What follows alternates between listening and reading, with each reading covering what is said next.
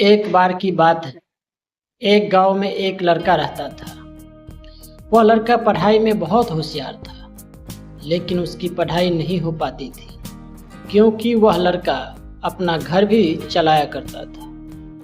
वह रोज अपने खेत में जाता, दिन भर वहाँ काम करता और शाम को घर वापस आकर वह थोड़ी बहुत पढ़ाई कर लिया करता था। अब जब वह लड़का 12वीं क्लास में गया तो सभी गांव वालों को यह लग रहा था कि हमारे गांव से यही लड़का 12वीं में फर्स्ट आएगा, क्योंकि गांव वालों को भी यह पता था कि वह लड़का पढ़ाई में बहुत होशियार है। 12वीं का एग्ज़ाम आया, लड़के ने एग्ज़ाम दिया और 12वीं का रिजल्ट आया तो लड़का किसी कारण से एक सब्जेक्ट में फेल हो गया।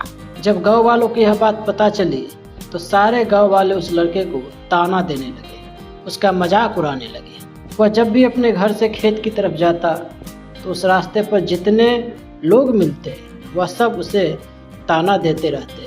अब वह लड़का लोगों के ताने सुनकर बहुत परेशान हो जाता है और यह बात वह अपने गुरु को बताता है कि गुरुजी, मैं जब भी अपने घर से खेत की तरफ जाता हूँ तो उस रास्ते पे जितने लोग मुझसे मिलते हैं सब मेरा मजाक उड़ाते। उसके गुरुजी ने उससे कहा कि तू ना एक काम कर, एक बड़ा सा लोटा ले और उस लोटे को पूरा ऊपर तक दूध से भर दे और जब तू उस रास्ते से गुजरे तू उस लोटे से दूध का एक बूंद भी नीचे गिरने मत देना।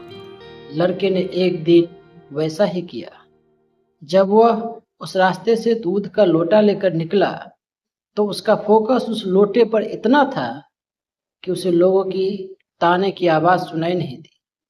वह इतने ध्यान से उस लोटे को लेकर चल रहा था कि उस लोटे से दूध के एक भी कतरा नीचे न गिरे। इसकी वजह से उसे लोगों के ताने की आवाज़ सुनाई नहीं दी। इस कहानी से हमें यह सीख मिलती है कि अपने काम में इतना ढल जाओ, इतना फोकस अपने काम पर लगा दो, बाकी के चीज़ों का आप पर कोई असर ही ना हो। लोगों की आवाज़ें, ताने आपको सुनाई ना दे। जैसे एक कैमरा होता है जो अपने सब्जेक्ट पर फोकस करता है, बस आपको भी उसी तरह अपने काम पर, अपने टारगेट पर फोकस करना है, तभी आप अपने जीवन में सफल हो पाएंगे।